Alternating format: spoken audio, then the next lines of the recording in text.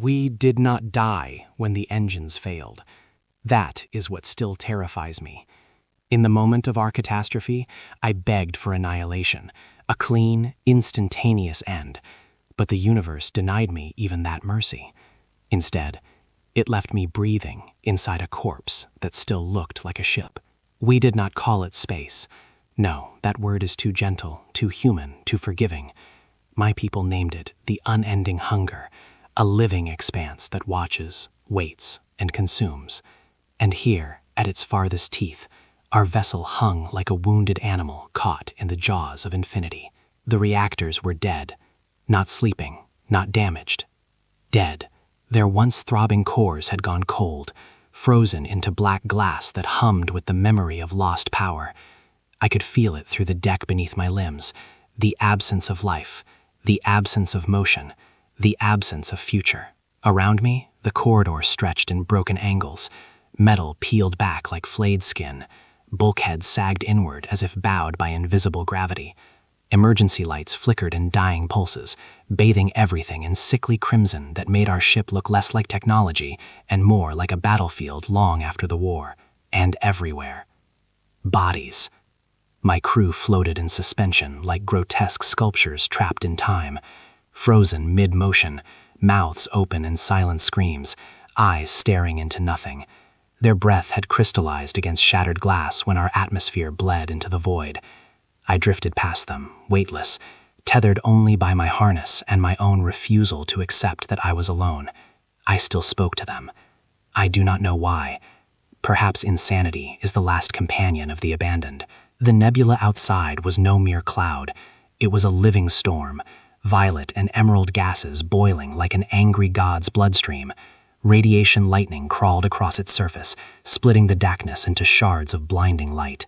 Each pulse slammed into our hull, making the wreck shudder like a dying beast. Our shields were gone, our weapons were gone, our gods were gone. For 3 full orbital cycles, 3 revolutions around a dead star, I transmitted distress calls into the unending hunger. I spoke in every frequency, every language my translators could still manage. I begged, I pleaded, I demanded. Silence answered. Not empty silence. Predatory silence, the kind that waits, the kind that watches, the kind that remembers your fear. In my species, rescue is not an expectation. It is a fairy tale told to hatchlings to make them sleep. We are a pragmatic people. We abandon the wounded, we sacrifice the lost, we calculate survival with cold precision. And yet, even knowing this, part of me still hoped. A foolish, aching part of me that refused to die. I drifted into the observation chamber, pushing off debris with trembling claws.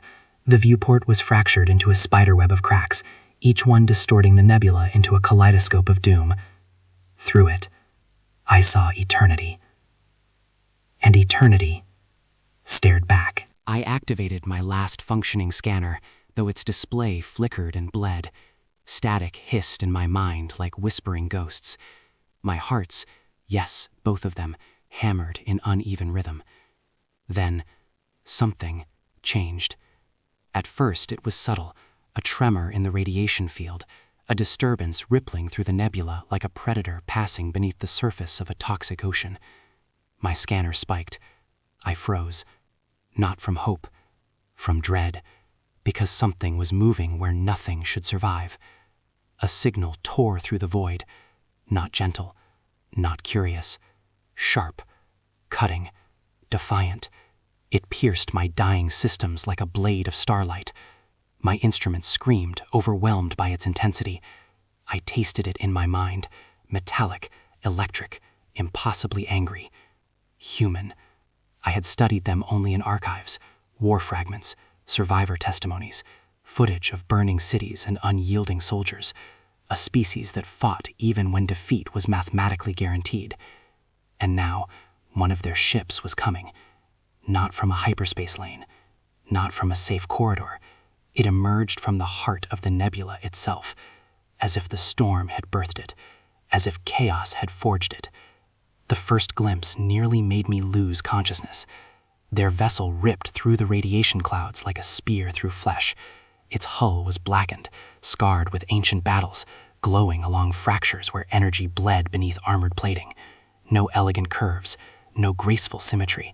It was built to survive, to endure, to defy. Where any rational species would have skirted the storm's edge, the human ship drove straight through its most violent currents.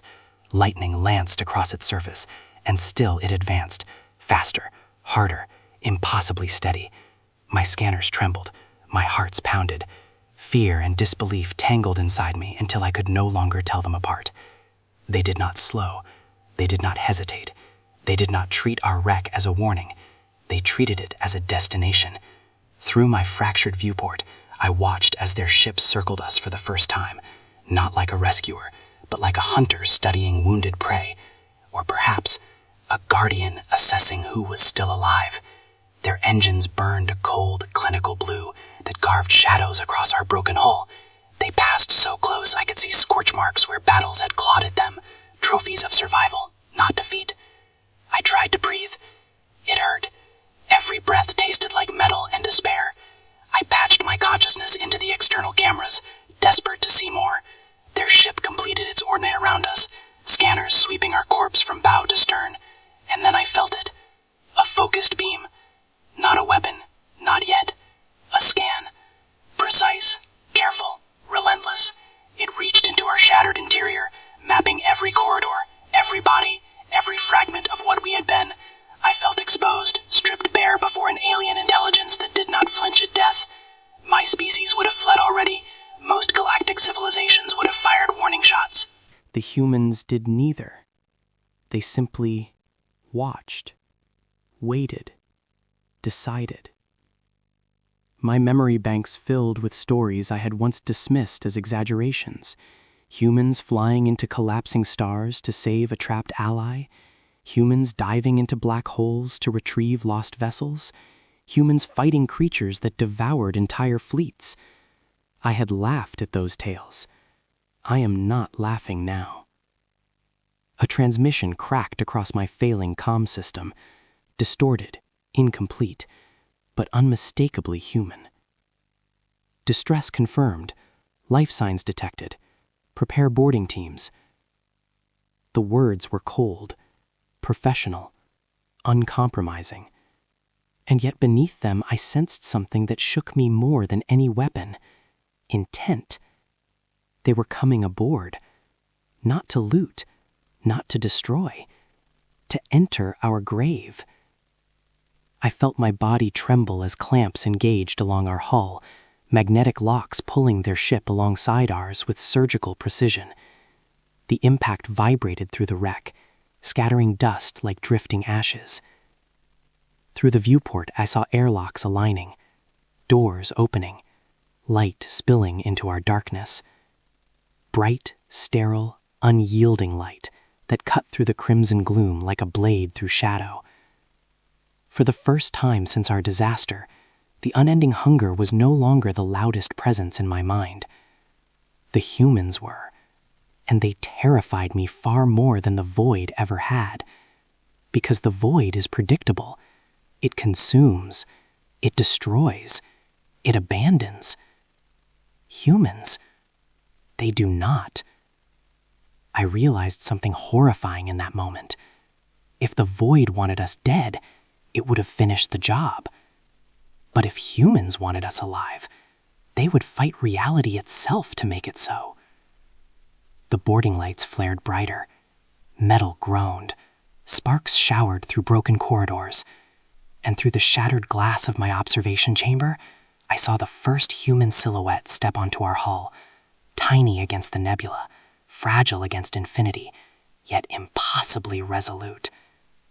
My comm unit crackled again, closer this time, clearer.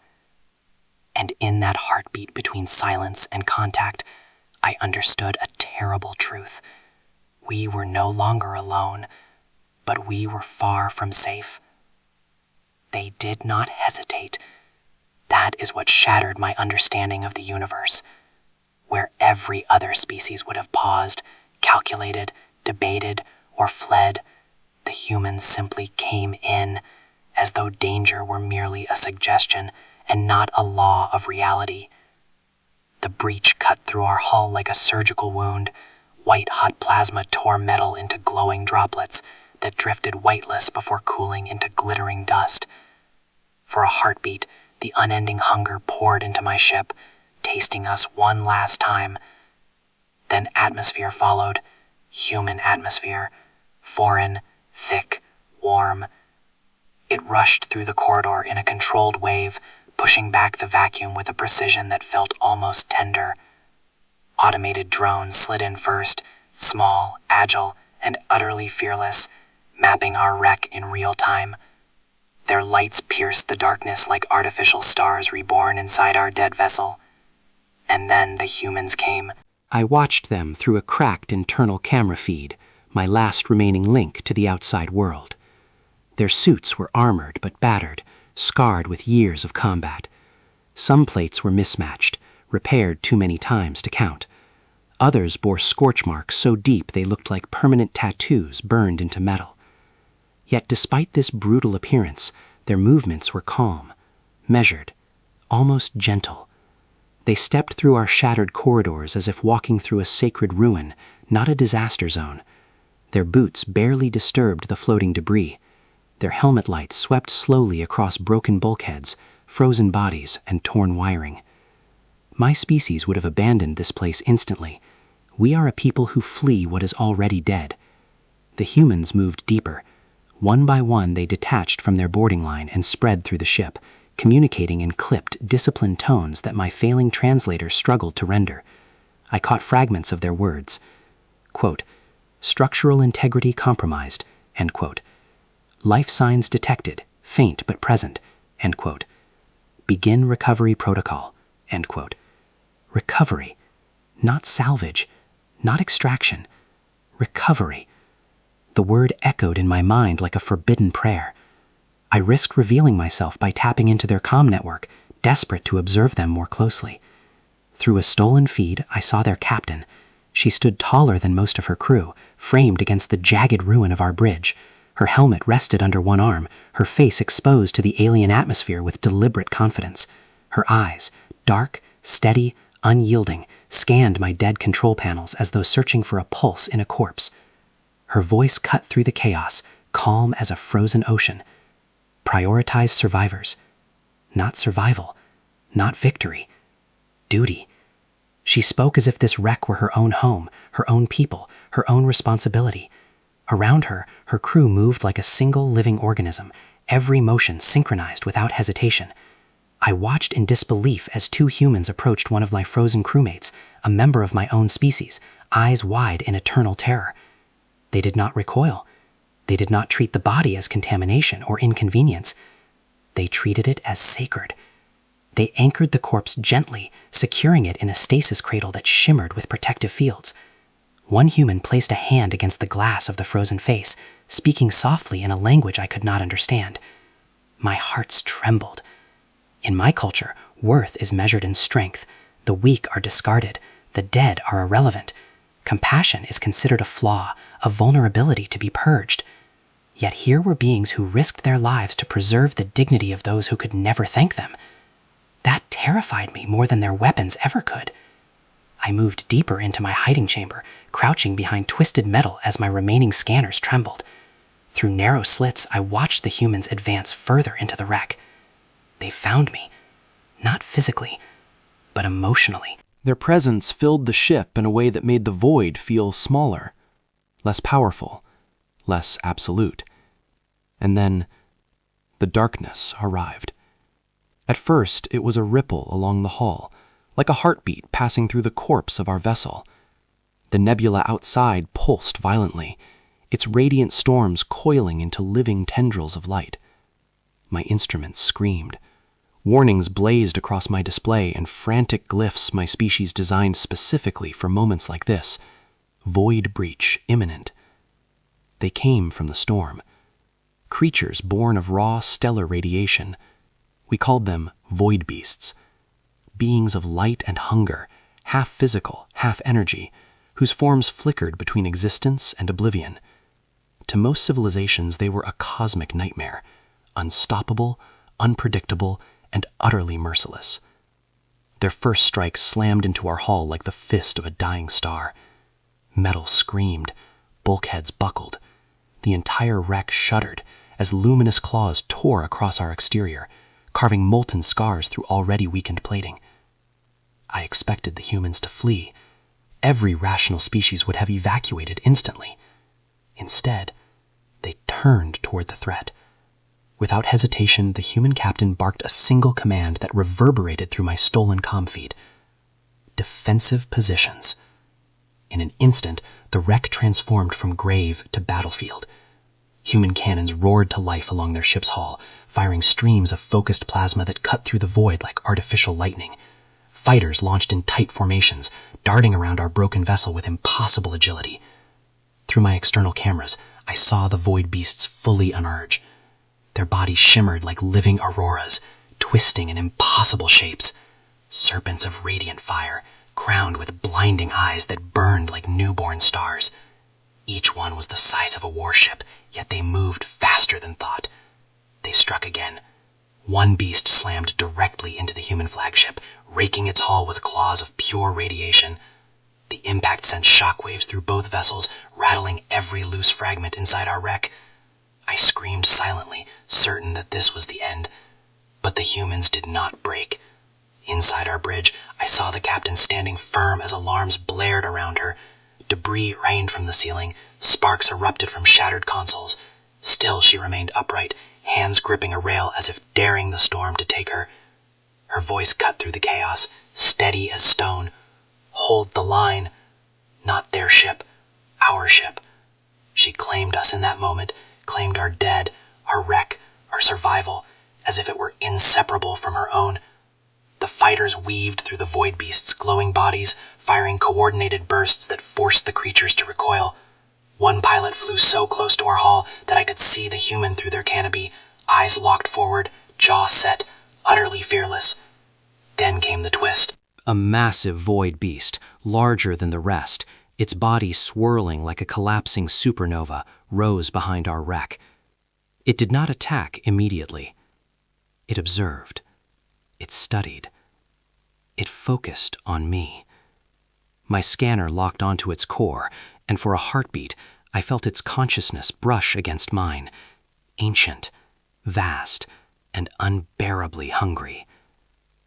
It knew I was alive, and it wanted me. I realized with paralyzing clarity that this was not a random attack. They had come for the survivor, for me. The human captain sensed it too. Through the camera feed, I saw her eyes narrow as she tracked the creature's movements across her tactical display.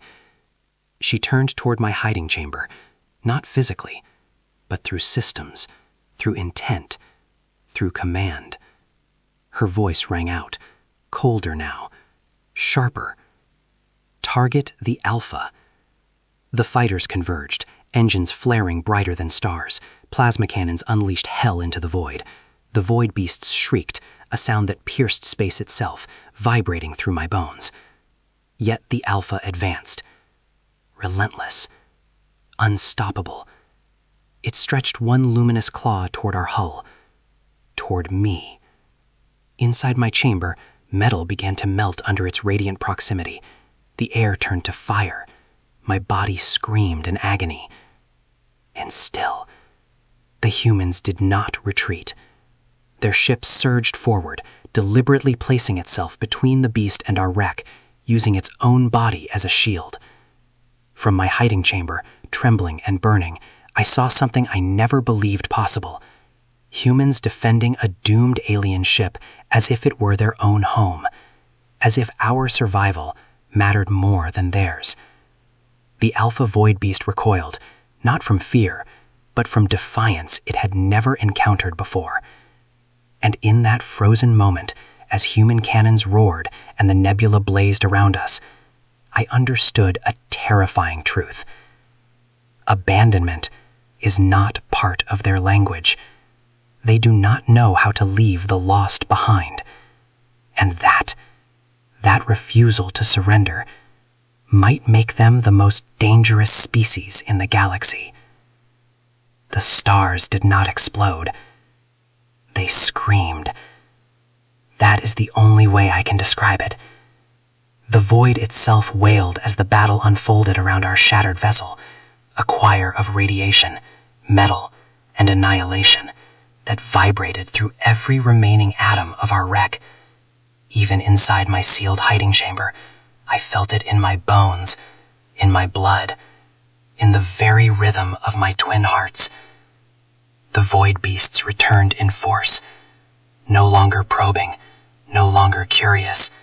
They attacked like a storm given teeth. Their luminous bodies tore across space faster than my instruments could track. One moment they were distant serpents of light coiling through the nebula. The next, they slammed into our hull with the violence of a collapsing star.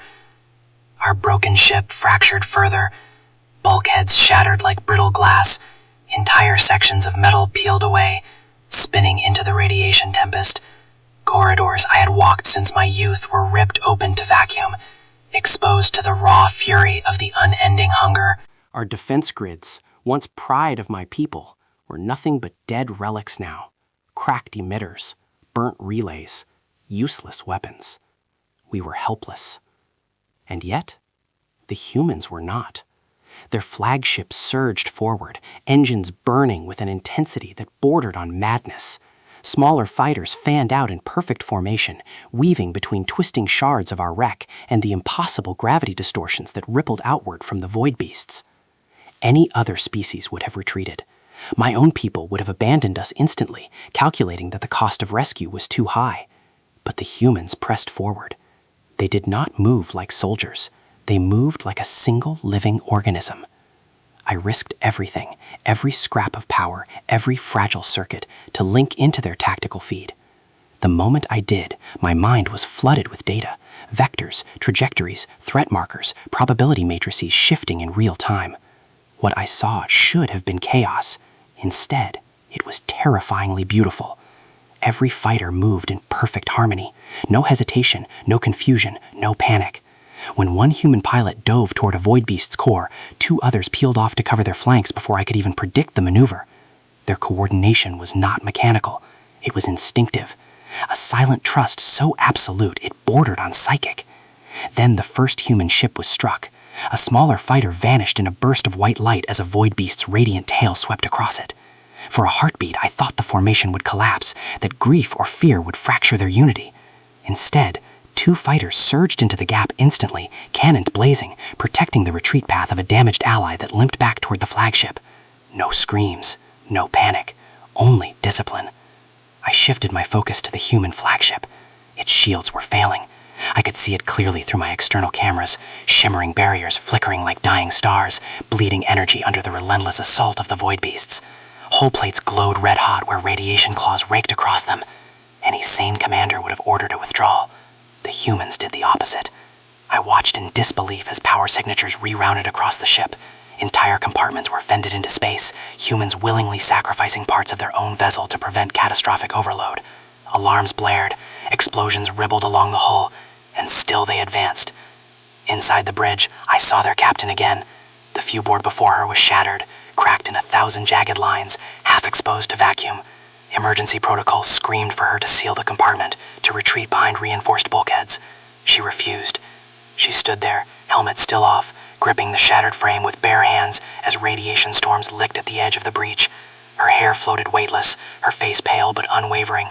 She wanted to see them, to look directly at the enemy that threatened everything she had chosen to protect. My kind hides from danger. We cower behind shields, algorithms, and excuses. Humans stare into it. Through my stolen feed, I heard her voice, calm, yet burning with iron beneath. A just vector. Bait. The word echoed in my mind like a death sentence. The flagship began to maneuver in a way that made my heart stutter. Instead of fleeing the void beasts, it angled itself toward a nearby stellar anomaly, a collapsing star rift that tore space into violent spirals of light and gravity. The rift was not merely dangerous, it was lethal, a wound in reality itself, devouring anything foolish enough to drift too close. I realized what they intended, and horror flooded me. One of their drones, a sleek, autonomous craft bristling with sensors, broke formation and streaked toward the rift, engines blazing far brighter than safety would allow. It glowed like a miniature sun. The void beasts noticed immediately. Their bodies twisted, drawn toward the drone like predators to fresh blood. The largest of them, the Alpha, surged forward, its luminous maw opening wide, tendrils of radiation stretching greedily through space. The humans held their fire. They let the beasts follow. Closer, closer, too close. My mind screamed for them to abort, to retreat, to save themselves. They did not. The drone reached the edge of the star rift and slowed just enough to be tantalizing, a perfect piece of bait dangling before a starving god. The Alpha lunged. In that instant, the humans struck. Their flagship fired a concentrated beam of impossible intensity, a lance of blue-white energy that ripped through the void like divine judgment. The blast slammed into the Alpha's flank, not to destroy it, but to redirect it. The creature shrieked. Space itself trembled. The force of the impact sent the Alpha hurtling sideways, directly toward the collapsing rift. The smaller void beasts followed, driven by instinct, fury, and hunger. Gravity took them. Not gently, not slowly. The rift's edges flared violently, spiraling inward like a cosmic whirlpool. One by one, the void beasts were dragged into its core, their radiant forms stretching impossibly thin before being torn apart in blinding explosions of light. Their screams pierced my skull, a sound older than civilization, older than stars, older than my species itself. The Alpha fought. For a heartbeat, it hovered at the edge of annihilation, its body coiling in defiance, its burning eyes fixed on the human flagship with a hatred that felt personal. Then the rift claimed it. Its massive form collapsed inward, swallowed whole by the stellar wound. The last thing I saw was its luminous core imploding into a silent flash that painted the nebula in white fire. And then, silence. Not the predatory silence of abandonment, not the suffocating silence of death. A clean, ringing silence, the kind that follows a storm broken by sheer will. The nebula still pulsed, the rift still roared, but the void beasts were gone. Through my shattered viewport, I watched the human fleet drift in the aftermath, battle-scarred yet alive. Fighters limped back toward the flagship, some barely holding together, trails of debris marking their paths like wounded comets. On the bridge, the captain finally allowed herself a breath. Just one. Small. Controlled. Victory did not make her jubilant. It made her quiet. I realized something profound in that moment. The humans had not merely survived the void, they had outmaneuvered it. They had turned chaos into strategy, destruction into opportunity, and terror into precision. The unending hunger had underestimated them. The void beasts, beings older than empires, had underestimated them, and so had we all. My species had labeled humans reckless, primitive, dangerous. We had been wrong. They were not reckless. They were relentless, not primitive, adaptable beyond comprehension, not merely dangerous, but dominant in ways we did not yet understand. As the last echoes of the battle faded, I felt something shift inside me, a mix of awe, dread, and unwilling admiration. The void had tested them and failed, but I sensed, deep in my instincts, that this trial was not the last. The unending hunger does not forget. It learns. It watches. It waits. And as the human flagship powered down its weapons and began maneuvering back toward our shattered wreck, my scanners detected something at the far edge of the nebula. A disturbance. Subtle. Distant. Intentional. Not a void beast. Something else. Something watching the aftermath. Something older. And in that heartbeat of uneasy calm, as humans moved through victory with quiet resolve, I understood the cliff of fate beneath our feet. I revealed myself, not boldly, not with fanfare. I simply stepped from the shadows of the wrecked corridor, limbs trembling, my breath shallow and ragged in the still active atmosphere of the human vessel. Every motion felt like an accusation. Every shiver of my body echoed the shame that had rooted itself deep inside me during the long drift through the unending hunger. I am the last survivor of my crew. I had been spared only by chance, or by the strange whims of a universe that delights in cruelty. I approached the humans slowly, unsure if my trembling form would provoke hostility or pity. My species rarely encounters compassion, and when it does, it is measured in suspicion. I spoke, my voice raw, trembling, and honest. I confessed the sins of my kind, the expeditions abandoned when resources ran low, the weak sacrificed for profit, the crews left to die as if fate itself had a schedule we were too eager to obey. I told them that no one would have come for us. I told them that we were alone, and deserved it.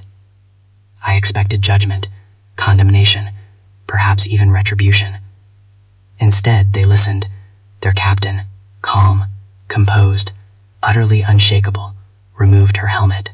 Her gaze met mine directly, and in those dark, unwavering eyes, I found neither arrogance nor pity, only understanding.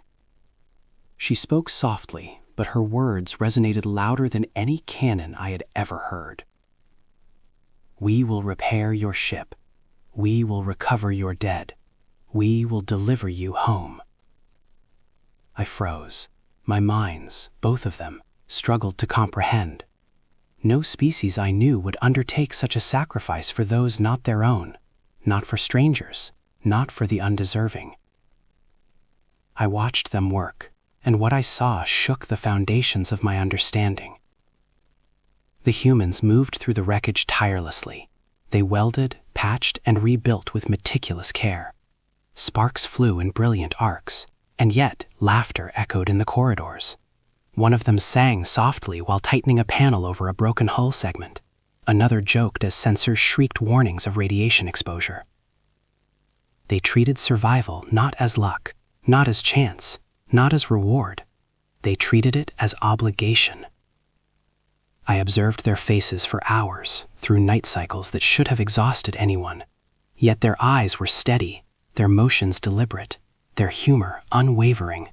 They were alive, not despite danger, but because they chose to be vigilant in spite of it.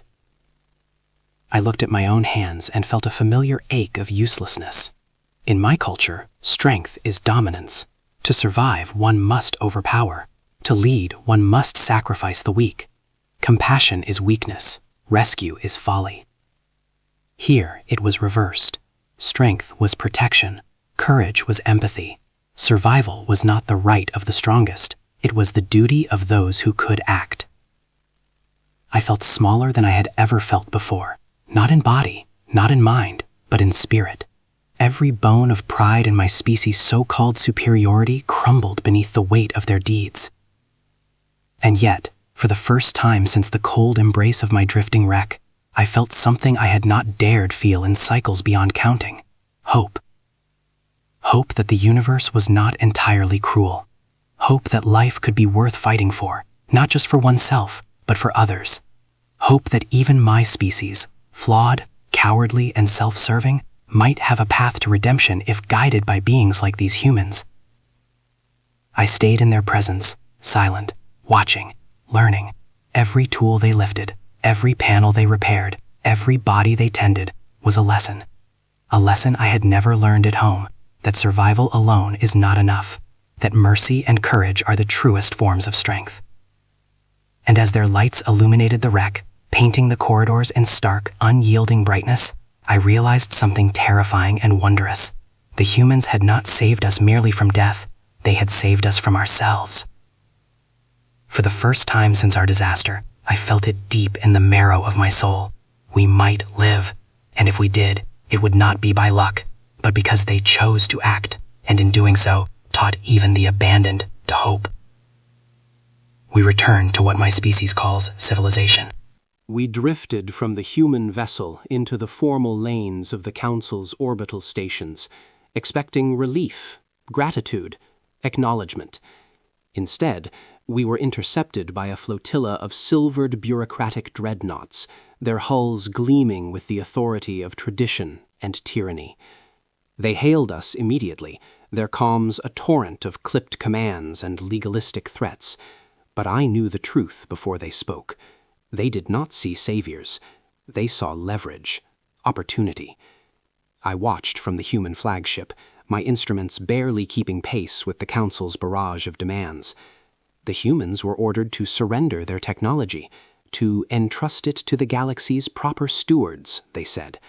Their inventions, their tactics, their very designs were deemed too dangerous for primitive species. I felt bile rise in my throat. My kind had abandoned morals in pursuit of progress, but even we did not stoop to this, humiliating the saviors of our species, weaponizing gratitude into control. The humans did not flinch. Their captain's voice cut through the council's demands, calm as a cosmic tide, yet impossible to ignore. Our technology is not a weapon for your politics. We share knowledge freely, but we do not surrender it to those who would hoard it or pervert it. The council escalated threats, sanctions, exile, even declarations of war. Entire fleets maneuvered into battle posture, bureaucrats riding their authority like armor. But the humans did not raise a weapon, did not fire, did not threaten, did not compromise principle. They responded with integrity. I felt the weight of my own species' shame return as whispers erupted among my people, accusations of collusion, betrayal, cowardice. They looked at me with eyes sharper than any blade. I wanted to flee. My hearts pounded with fear and doubt. And then I looked at the humans. I saw no hesitation in their eyes, only resolve, only calm, only the quiet certainty of beings who understood the cost of honor. They prepared to depart, their vessel gleaming scars of battle still visible, engines primed for hyperspace. And in that instant, I understood. To defy the council was to court disaster. To abandon them would be to betray every lesson I had learned since they saved me. Before leaving, the captain extended her hand. From it, she placed a small, repaired beacon into mine. Its lights pulsed faintly, a heartbeat in my palm. A simple object, but it meant more than technology. It meant that every life aboard the wreck had been honored, every sacrifice remembered, every death acknowledged. And in that moment, clarity struck me harder than any council threat could. Loyalty is earned, not inherited. I chose them. Not my species, not the council. Them. Because principle, courage, and mercy outweighed bloodlines and politics. The human flagship accelerated into hyperspace, leaving the council's fleets behind. Their lights faded against the stars, but the echo of their choice lingered in the corridors of my mind. And I knew the galaxy had not yet seen the full measure of what humans are willing to risk. The stars burned brighter that day, not from the fire of suns, but from the metallic tide advancing through the void. Thousands of council warships, sleek and gleaming, formed a relentless wall of authority. Their numbers were obscene, their weapons countless, their intent crystal clear, punishment. And yet, the humans did not retreat. I stood on the bridge of their flagship, tethered to the hull with every restraint available, my hearts hammering against my ribs. The nebula of our earlier trials had been nothing compared to this. Here, the void itself seemed to recoil, trembling at the audacity of the humans who dared face a galaxy united against them. The first salvo hit. Explosions rippled through the council's formation, sending shards of metal spinning into the darkness. The human fleet moved like one organism, each ship anticipating the other, each fighter covering flanks before an enemy could even aim. I had linked into their tactical feed countless times before, but this was something beyond calculation. It was instinct, trust, and purpose fused into motion. They fought not for conquest, not for glory, not for dominance. They fought for freedom. When shields failed, their hulls became weapons. Energy couplings rerouted to propulsion arrays, turning vessels into battering rams against council destroyers. Fighters dove into impossible angles, weaving through debris fields and plasma storms that would have crushed any other species in seconds. I counted kills, I counted losses, I lost count of morality. Every sacrifice was deliberate, every maneuver calculated with precision only humans could achieve. Cold, unflinching, yet guided by an invisible compass of principle. The council escalated. Command ships fired volleys that could have destroyed entire systems. Their admirals barked orders like gods scolding mortals. Yet the humans did not panic. They adapted. They endured. They surprised. And then the captain acted. I watched, riveted and horrified, as she initiated a hyperspace fold unlike anything my species had ever cataloged. Every sensor screamed against physics itself. The flagship vanished, leaving only the ghosts of its engines behind. Moments later, it reappeared, inside the heart of the Council Armada. The effect was instantaneous. Shockwaves rippled outward, crippling engines, tearing weapon systems offline, but without annihilating the ships themselves. Power wielded with morality, strength tempered by restraint. Council fleets faltered, officers screamed in confusion, discipline collapsed, their ideological certainty shattered like glass. And in that chaos, the humans withdrew strategically, leaving the Armada alive but broken, forced to confront the audacity of beings who refused to bow to fear. I stood beside their captain as the stars around us blazed with residual energy. She did not smile. She did not gloat. She simply breathed, steady and resolute, as if the universe had only done what it should have done all along. I understood then something chilling and wondrous. Humans do not conquer by might alone. They win by forcing others to face their own cowardice, by daring the universe to measure courage against principle. I felt my minds tremble, not from fear, not from awe, but from the vertigo of standing on the edge of destiny itself. To witness humans in full command of their ethics and power is to glimpse the shape of inevitability and to feel utterly, profoundly insignificant. Even as the council retreated, disordered and humiliated, I realized the galaxy had been rewritten, not by bloodshed, not by annihilation, not by weapons, but by courage, by will, by humans. And in that moment, I knew that no matter the cost, no species would ever truly understand them. The stars burned around us, but their fire was reflected in the humans themselves, unyielding, defiant, and unbroken. And I, the last survivor of a forgotten wreck, would carry the memory of this day forever, that to stand beside humans is to stand on the precipice of something larger than life, larger than fear, larger than the void itself. The galaxy breathed differently after the last battle.